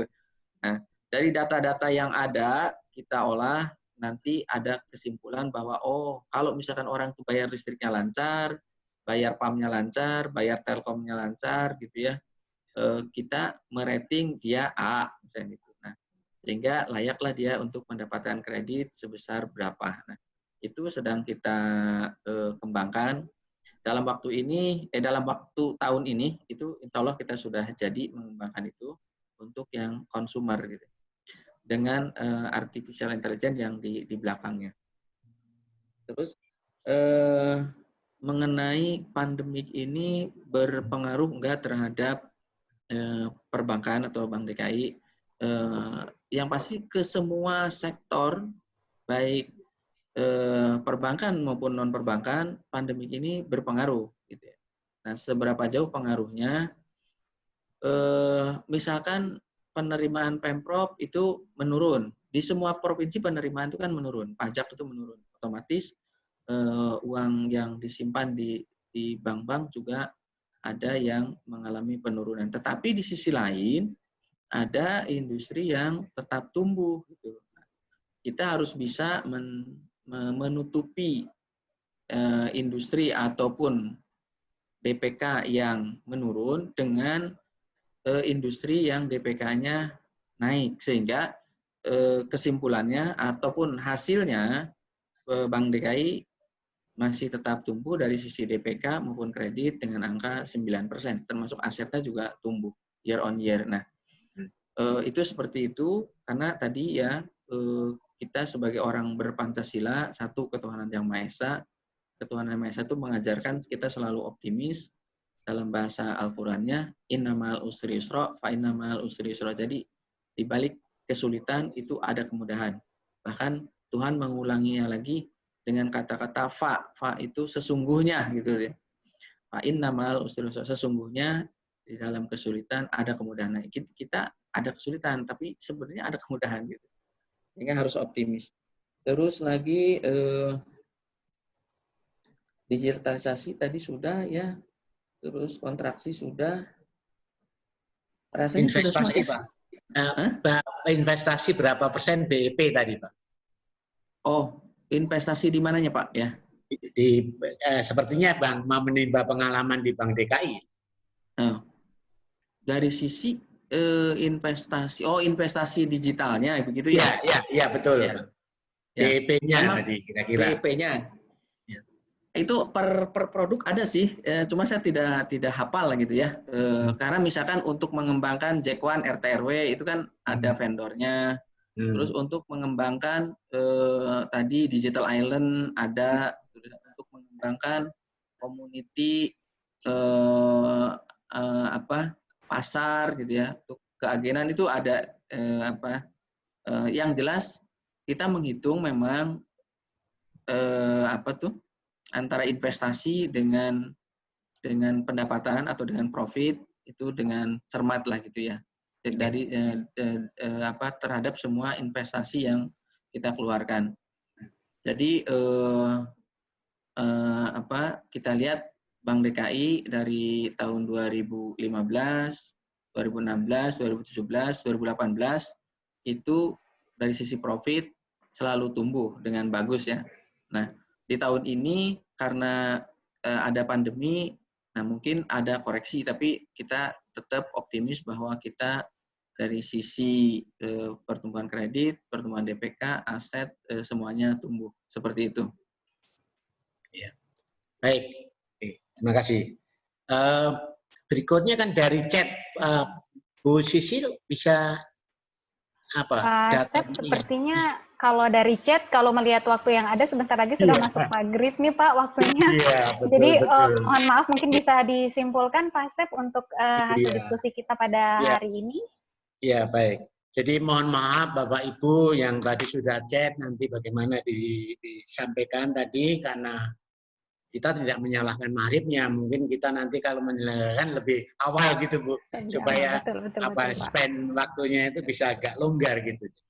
Jadi kesimpulan yang bisa kita tarik dari Pak Fajar dan Pak Babe tadi bahwa kita sudah nggak bisa mengelak dari digital banking. Jadi sebuah keniscayaan menjadi sebuah kebutuhan dasar. Jadi tadi juga yang tidak memiliki kompetensi, tidak memiliki inovasi, ya nanti akan tersingkir di bank itu.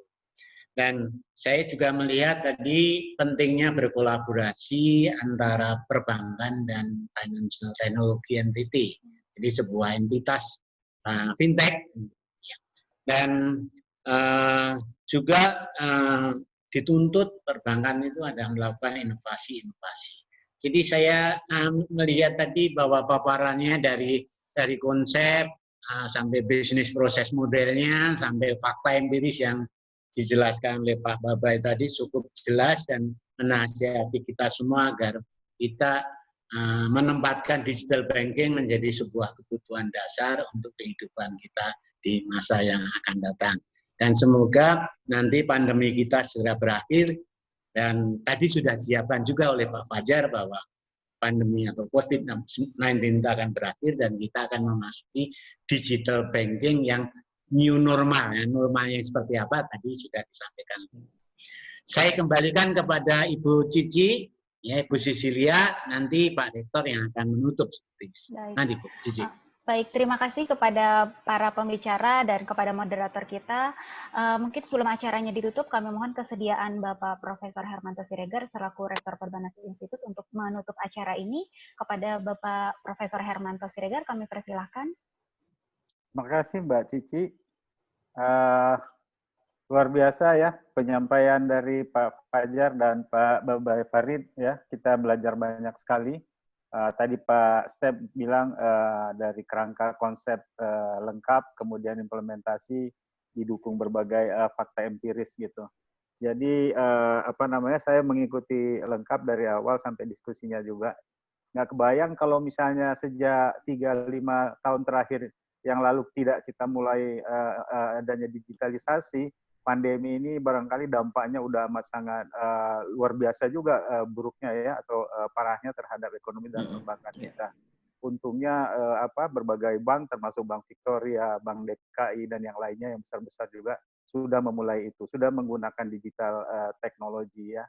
Jadi kemudian yang kedua yang bisa saya kemukakan juga dari apa yang saya dengar adalah bahwa memang yang namanya pandemi ini seperti krisis-krisis sebelumnya itu kan adalah cycle. Everything goes down must come up, everything goes up must come down gitu. Jadi ada satu titik di mana nanti kita juga akan naik. Nah, mana-mana yang melakukan digitalisasi dengan cepat, dengan tepat, disertai dengan pengembangan SDM yang pas tadi, baik di kita tadi sudah dengar di Victoria maupun di DKI, itulah nanti yang akan menjadi juaranya gitu. Sudah banyak contohnya, bahkan negara juga yang duluan melakukan inovasi dia akan menjadi juaranya. Jadi itulah pentingnya juga bagi kita di samping aspek teknologi tadi adalah para pendengar semua, partisipan semua, asahlah kompetensi Anda, termasuk kompetensi dalam penguasaan dan penggunaan teknologi itu ke depannya. Dan biasanya memang pengalaman pada saat-saat seperti krisis ini itu adalah juga mendalami kompetensinya, ikut pelatihan dan sebagainya. Jadi mudah-mudahan yang dilakukan Pak Ahmad Fajar dan Pak Babai Farid menjadi amal jariah, menjadi pahala yang terus mengalir ya, karena ini manfaatnya luar biasa banyak sekali. Sekali lagi kami berterima kasih, apresiasi kepada Bapak berdua dan juga tentu kepada Pak Step yang sudah tajam juga tadi menyampaikan beberapa kesimpulan. Demikian, terima kasih. Assalamualaikum warahmatullahi wabarakatuh. Waalaikumsalam. Warahmatullahi wabarakatuh. Terima kasih Prof. Hermanto.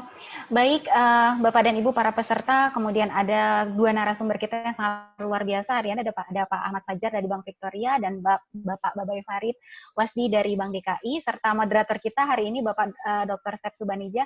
Terima kasih kami ucapkan juga kepada seluruh peserta yang bisa meluangkan waktu sampai mengikuti acara webinar ini sampai selesai. Acara webinar ini merupakan agenda tetap dari Perbanas Institute, jadi bagi Bapak dan Ibu yang ingin mengikuti acara ini, nanti boleh melihat lagi di website Perbanas Institute di www.perbanas.id, kemudian bisa mengikuti sosial media kami, baik ada di Instagram, di Twitter, dan berbagai sosial media lain untuk mengetahui informasi kegiatan ini di waktu yang akan datang. Baik, untuk materi yang Bapak dan Ibu yang belum memperoleh materi dapat mendownload materi di website Perbanas Institute, dan nanti rekaman dari hasil diskusi kita hari ini akan diupload di channel YouTube Perbanas Institute. Sekali lagi, terima kasih banyak. Mungkin sebelum ditutup, ada satu sharing session untuk kita bisa foto bersama, Bapak dan Ibu. Nanti tolong dari masing-masing co-host membantu juga, ini untuk dokumentasi kami di Perbanas Institute. Boleh kita mulai mungkin Bapak dan Ibu? 1, 2, 3. 1, 2, 3. Baik, sekali lagi terima kasih banyak Bapak dan Ibu, para narasumber, terima kasih. Sekian, Assalamualaikum warahmatullahi wabarakatuh. Waalaikumsalam. Bapak dan Ibu, terima kasih. Masih pamit Pak Hermanto, Pak Step, Pak Ya, Fajar. mari Pak. Terima kasih Pak. Sukses selalu Pak, sehat-sehat Pak. Terima kasih Prof. Kapan-kapan kita kopi darat. Ya. Oke, thank you. Mari Pak. Thank you. Terima kasih. Aman Pak. Sudah selesai Pak.